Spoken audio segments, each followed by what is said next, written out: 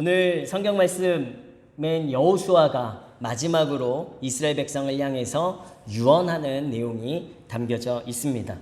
자신의 평생의 경험, 바로 광야에서 또 가나안 땅에서 정복 전쟁을 통한 이 경험들은 온전히 하나님의 역사하심 밖에 드러낼 수밖에 없음을 기록하고 있습니다.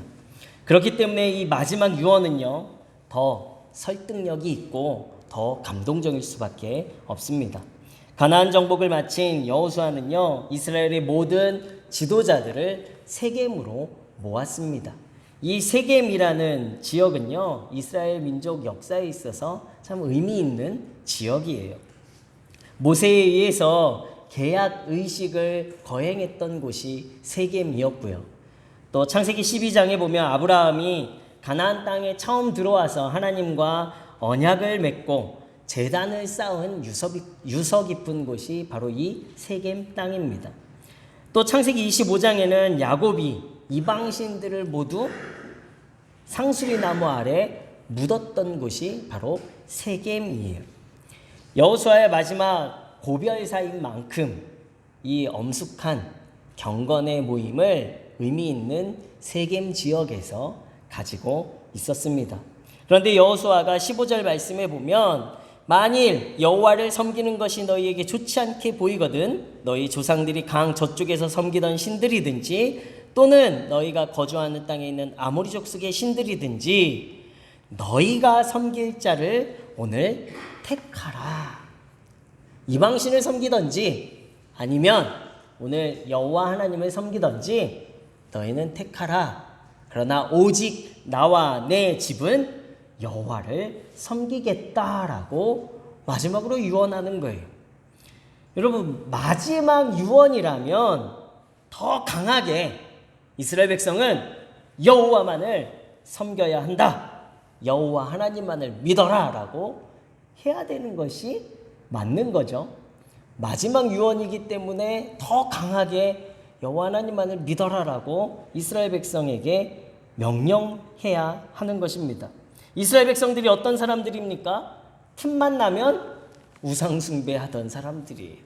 틈만 나면 가나안 민족들이 섬겼던 신들을 더 크게, 더 좋게, 더 강하게 보고 섬기던 자들이 바로 이스라엘 백성이었어요.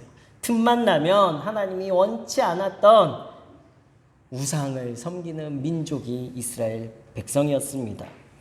마지막에 여호수아의 믿음이 약해져서 이스라엘 백성을 향해서 이렇게 이야기했겠습니까? 나는 하나님을 믿는데 당신들은 당신들이 믿고 싶은 신을 믿으십시오라고 말했겠습니까? 아니면 하나님에 대한 확신이 사라져서 이렇게 유언한 것일까요?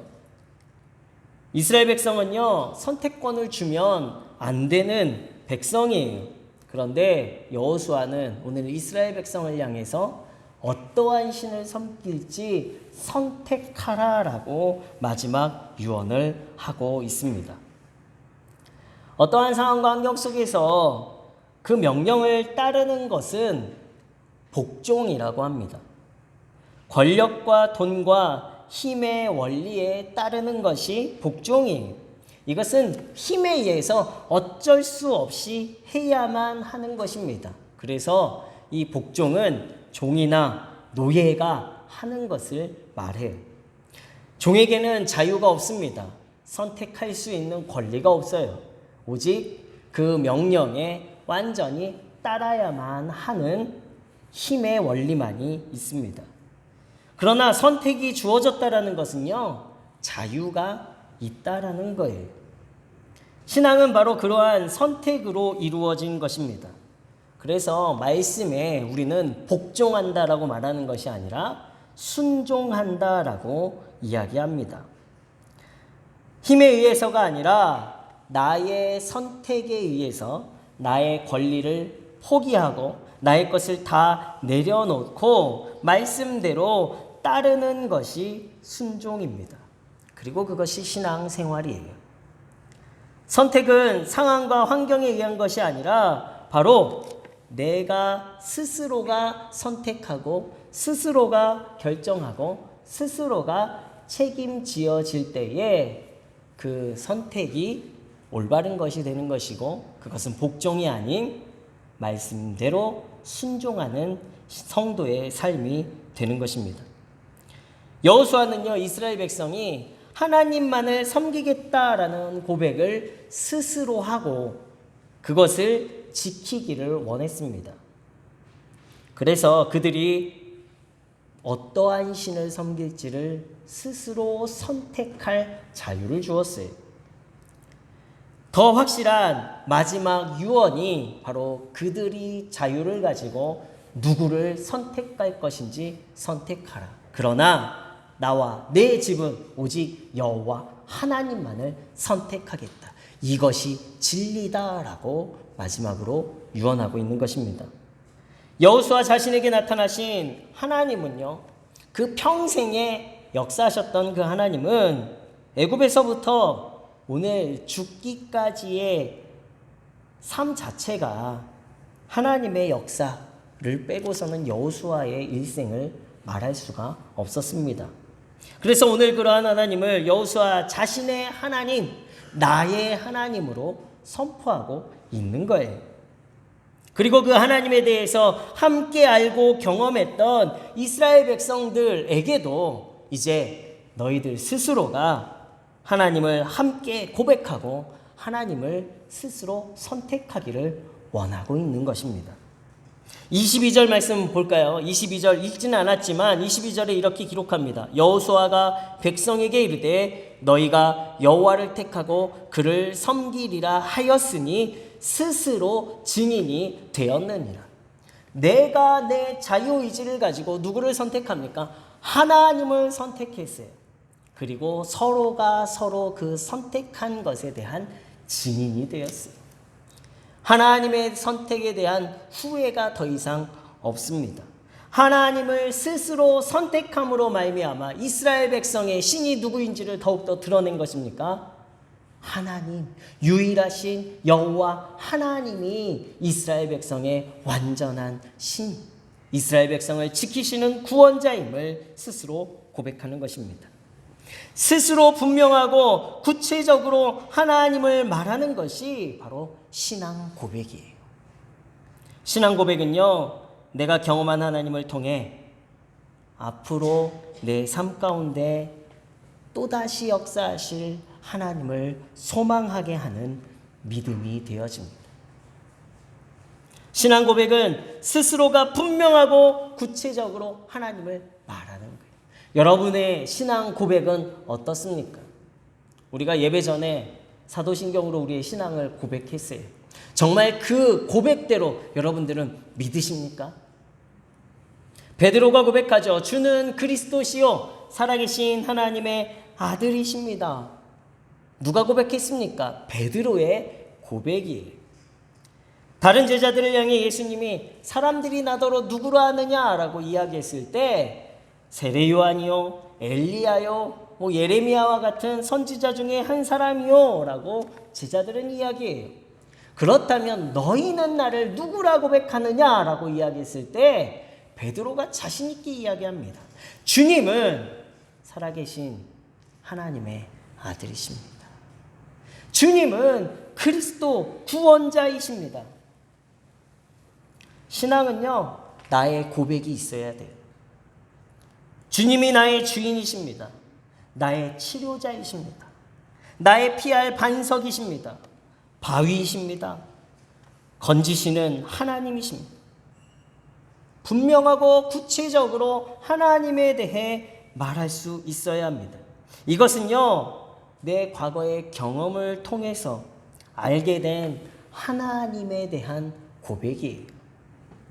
그러나 그 경험은 일시적으로 끝나는 것이 아니라 영원하신 하나님은 오늘도 내일도 동일하게 역사하시는 나의 하나님이 되어 주시는 분이십니다.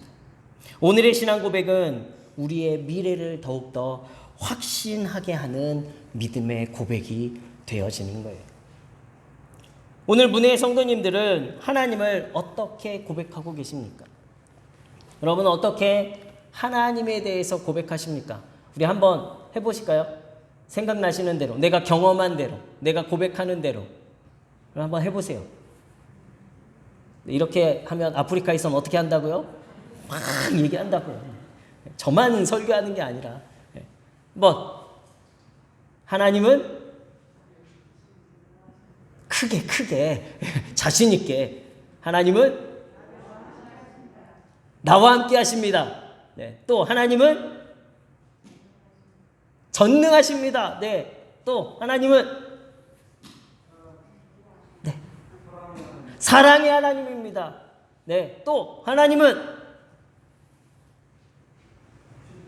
심판의 하나님이십니다. 네. 심판의 하나님이십니다. 하나님은 구원의 하나님이십니다. 하나님은 100번 해야 될 것 같아요. 하나님은, 저에게 있어서 하나님은요, 저를 물속에서 건지신 하나님이세요. 저를 구렁텅이에서 건져내신 하나님. 하나님은요, 저의 앞길을 이미 예비하고 준비해 놓고 저를 이끌어 가시는 하나님이셨어요. 하나님은요, 저를 굶기지 않는 하나님이셨어요. 하나님은요, 저의 눈이 되어 주신 하나님이셨어요. 저의 인간적인 눈으로는 볼 수 없지만 하나님이 나의 눈이 되어 주셔서 성도들의 삶을 보게 하시고 성도들의 앞길을 보게 때로는 그렇게 역사하실 때도 있으셨습니다. 이것이 저와 여러분들의 신앙 고백이에요. 이 고백은요, 여러분, 교육받아서 하는 고백이 될 수 없어요. 제가 전도사 때 우리 교회로 많은 신학생들이 와서 함께 기도하는데, 하나님을 아버지라고 고백해, 이렇게 기도하면서 이렇게 이야기했어요. 그런데 신학생이 말을 안 하는 거예요. 그래서 아버지 하나님, 아버지 하나님, 아버지 하나님 한번 고백해봐, 이렇게 했는데요, 끝까지 입을 열질 않는 거예요. 그러더니 기도 중에 갑자기 탁 눈을 떠서 저에게 제가 그냥 하게 냅두세요, 그러는 거예요. 그리고 끝내는 기도 마칠 때까지 하나님이 아버지라는 고백을 못 하더라고요. 근데 성경에 보면 아버지를 하나님이라고 고백할 수 있게 하는 것은요, 우리 안에 무엇이 계실 때에 성령님이 계시기 때문에 할 수 있는 거예요. 예수 그리스도를 나의 주님이라고 고백할 수 있는 것은요, 우리 안에 누가 계실 때에 성령님이 계셔야만이 고백할 수 있게 하는 거예요. 여러분이 오늘 고백하셨던 그 하나님 여러분의 삶 가운데 역사하신 하나님이셨고, 그 하나님은 앞으로 여러분들의 삶을 완전하게 책임지시고 여러분들이 고백한 대로 여러분들의 삶을 이끌어 가시는 영원하신 하나님이 되시는 줄로 믿습니다. 예수님은요, 죽음에서까지도 하나님을 아버지 하나님으로 인정하셨어요. 이 하나님에 대한 고백은요, 매일매일 깊은 하나님과의 만남과 하나님과의 관계와 하나님과의 경험이 아니고서는 할 수 없는 고백입니다. 어떻게 죽는 그 고난의 순간에도 나의 아버지, 나를 버리시는 그 순간에도 하나님을 아버지라고 고백하셨다라는 거예요. 죽어가는 십자가의 고통 속에서도 하나님을 인정하는 믿음과 순종의 모습을 예수님은 우리에게 보여주셨습니다. 그것이 예수님의 신앙 고백이에요. 그러나 그 십자가 죽음 가운데 부르짖었던 아버지 하나님에 대한 기대는 무엇입니까? 그냥 단순히 왜 나를 버리십니까의 기대로 끝나는 것이 아니라 지금까지 경험했던 예수 그리스도의 삶을 통해 역사하셨던 하나님은 어떠한 하나님이에요? 죽은 자도 살리시는 하나님. 나를 죽음에서 부활시키실 아버지 하나님에 대한 기대와 소망으로 부르짖으신 신앙 고백이 되어지는 거예요. 저 여러분들의 고백의 하나님은 우리를 죽음 가운데 내버려 두시는 분이 아니라 우리를 부활시키시는, 우리를 영원히 살리시는 저와 여러분들의 하나님이 되시는 줄로 믿습니다. 민수기 13장 16절 말씀에 보면 모세가 이스라엘 백성이 요구한 대로 가나안의 정탐꾼 12명을 뽑는 장면이 나옵니다. 그런데 마지막에 보면 모세가 눈의 아들 호세아를 여호수아라 불렀더라. 갑자기요, 여호수아의 이름이 개명되는 것이 성경에 기록되어져 있어요. 호세아는 구원이라는 뜻입니다. 그런데 여호수아는 호세아 앞에 아도나이, 주님이라는 접두어가 붙게 되면서 그 뜻이, 여호수아라는 뜻이 여호와는 구원이시다라는 의미가 되어졌어요. 그래서 여호수아, 사람들이 여호수아를 부를 때마다 여호수아가 아는 것은 무엇입니까? 여호와는 구원이시다라는 그 이름이 불려지는 거예요. 여호수아는 가나안 정탐을 하면서 눈에 보이는 아낙 자손이 거인처럼 보였겠습니까? 안 보였겠습니까? 똑같이 거인처럼 아낙 자손을 보고 두려워했을 거예요. 여리고의 성벽이 여호수아에게는 안 높아 보였겠습니까? 완전한 요새로 여호수아에게도 보여졌어요. 그러나 자신의 이름이 불리고 자신의 이름을 들을 때마다 여호와는 구원이시다라는 이 의미를 기억할 수밖에 없었습니다. 자신의 이름이 불리고 들을 때마다 지난 시간에 하나님의 구원의 역사를 다시금 생각하고 기억할 수밖에 없었던 거예요.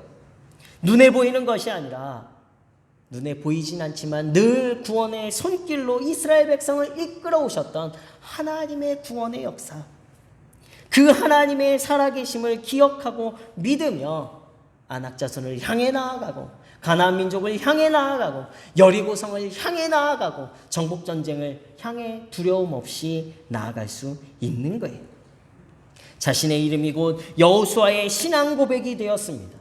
그리고 하나님은 그가 고백한 대로, 여호수아, 하나님은 구원이십니다, 여호와 하나님은 구원이십니다 라고 고백할 때마다 그의 삶에 하나님은 구원자가 되어 주신 거예요. 하나님은 우리가 고백하는 대로 역사하십니다. 왜냐하면 믿는 자들에게 말씀의 권세를 주셨기 때문이에요. 우리가 죄로 인해 우리가 잃어버리고 살아가고 있지만 사실은요, 하나님께서 우리 인간에게 생기를 불어넣어 주신과 함께 우리 인간에게 가장 큰 권세를 주셨어요. 창세기 2장 19절 말씀에 보면 아담에게 어떠한 권세를 주셨냐면요, 여호와 하나님의 흙으로 각종 들짐승과 공중에 각종 새를 지으시고 아담이 무엇이라고 부르나 보시려고 그것들을 그에게로 이끌어 가시니 아담이 각 생물을 부르는 것이 곧 이름이 되었더라. 아담에게 주신 권세가 무엇입니까? 이 모든 자연 만물을 정복하고 다스려라 라는 권세도 주셨지만 더 크게 주셨던 것이 그가 부르는 대로 이름이 되게 하셨다라는 거예요. 그가 부르는 대로 무엇이 되었습니까? 이름이 되었다라는 것, 존재하게 되었다라는 거예요. 여러분들이 말씀하시는 대로 그것이 존재하는 권세가 믿는 자들에게 주신 거예요. 잠언 18장 20절에서 21절 말씀에 보면 사람은 입에서 나오는 열매로 하여 배가 부르게 되나니 곧 그 입술에서 나는 것으로 하여 만족하게 되느니라. 죽고 사는 것이 혀의 힘에 달렸나니 혀를 쓰기 좋아하는 자는 혀의 열매를 먹으리라. 어떤 열매를 먹는다고요? 혀의 열매를 먹는다고 이야기하고 있어요. 여러분들의 입술 가운데 감사가 나오면 그 감사의 열매를 먹는 거예요. 여러분들의 입술 가운데 부정적인 말이 나오면 여러분들의 삶에는 그 부정적인 열매를 먹고 살아갈 수밖에 없는 거예요. 야고보서 3장 1절에서 12절 말씀에 똑같이 혀의 권세에 대해서 이야기하고 있습니다. 여러분, 우리 입술에 힘이 있어요. 우리의 말에 힘이 있어요. 여러분들이 말씀하시는 대로, 여러분들이 고백하시는 대로 하나님은 그 고백대로 역사하신 하나님이 되어주시는 줄로 믿습니다. 오늘 우리의 삶이 힘듭니까? 오늘 우리의 삶 가운데 어려움이 있습니까? 어려운 그 눈에 보이는 현실을 고백하는 것이 아니라 눈에 보이지 않는 하나님의 손길로 이끌어 가실 구원의 하나님, 오늘 우리의 상황을 반전으로 바꾸실 승리의 하나님을 고백하실 때 여러분들의 그 고백대로 하나님은 역사하시고 여러분들의 삶 가운데 고백한 대로 이루시고 역사하시는 저와 여러분들의 살아계신 하나님이 되어 주시는 줄로 믿습니다. 여호수아의 고백과 같이 여호와는 구원이시다. 날마다 그의 이름이 들려지고 또 불려지는 그 이스라엘 백성 가운데 하나님은요, 가나안 민족에게서 이스라엘 백성을 보호하셨고 여호수아도 보호하셨어요. 모든 전쟁에서 승리하게 하셨습니다. 스스로 고백한 신앙 고백은요, 외부적인 상황, 외부적인 힘, 어떤 힘의 원리에 의해서가 아니라 하나님께 대한 어떤 비굴한 종속이나 비겁한 굴복을 말하는 것이 아니에요. 그것은 바로 하나님에 대한 순종, 말씀에 대한 순종과 함께 하나님이 어떠한 분이신지는 신앙 고백을 통해서 우리는요, 그 고백이 우리에게 생명을 얻게 하고 더 풍성한 하나님의 열매를 먹게 하는 가장 지혜롭고 용기 있는 선택이 되는 것이고 영원한 기업을 이루는 복이 됨을 깨닫는 우리 문의 성도님들 되시길 예수 그리스도 이름으로 축원합니다. 여러분들의 삶을 돌아보십시오. 저도 제 삶을 돌아보면 하나님이 어떻게 일하셨는지를 또다시 알게 됩니다. 내가 받은 은혜를 곱씹어 보면 하나님이 얼마나 나를 사랑하시는지를 알게 돼요. 내가 분명하고 구체적으로 말할 수 있는 하나님, 그 하나님은 어떠한 분이신가? 여러분 다시 한번 우리 이번 한 주간에 여러분들의 삶을 돌아보시면서 하나님이 내 삶에 어떻게 역사하셨고 하나님이 나에게 어떠한 하나님이신지를 더 구체적으로 분명하게 새겨보시기 바랍니다. 그 고백이요, 우리의 신앙을 더욱더 든든히 세워주게 될 거예요. 제 삶 가운데 앞으로 많은 인생의 어려움들이 있을 거예요. 그러나 그 어려움을 그냥 어려움으로, 눈에 보이는 어려움으로 받아들이면 제 삶은요, 두려움으로 채워질 수밖에 없어요. 지금부터 두려워할 수밖에 없어요. 그러나 우리는 두려워하지 않아도 될 것은 무엇입니까? 과거에 역사하셨던 그 하나님은 영원히 살아계시는 그 하나님이시기에 오늘도 내일도 우리의 미래에도 과거에 우리를 구원하신 그 하나님의 능력이 동일하게 우리의 삶 가운데 또다시 구원자로, 또다시 그 구원의 손길로 우리를 도우시는 하나님이 되어주시는 줄로 믿습니다. 우리의 인생에서 결코 우리가 실패하지 않도록 하나님께서는 우리를 능력의 손으로 붙잡아 주실 줄로 믿습니다. 내가 고백한 대로 하나님은 더 크고 분명하게 우리의 삶에 역사하시는 분이 되어주시는 줄로 믿습니다. 분명하게, 구체적으로 나의 하나님이 어떠한 분이신지를 내 입술로 고백하실 때에 그 고백의 열매를 먹고 영원한 기쁨의 삶을 살아가시는 우리 문의 모든 성도님들 되시길 예수 그리스도의 이름으로 축원합니다.